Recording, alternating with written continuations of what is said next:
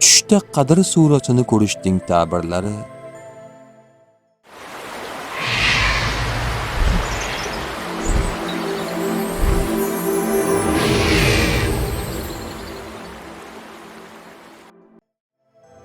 Ibn Sirin aytishlaricha, tushda Qadr surasini o'qiyotganini ko'rsa, Qadr kechasi savobini topmaguncha dunyodan ketmasligini bildiradi. Kirmoniy aytadiki, umri uzoq bo'ladi va murodiga yetadi. Ja'far Sodiqning aytishicha, qadri e'tibori ulug' bo'ladi. Tush ta'biri bashorat emas, barcha narsani bilguvchi yagona zot Allohdir. Ko'rgan tushlaringiz ta'birini bilmoqchimisiz?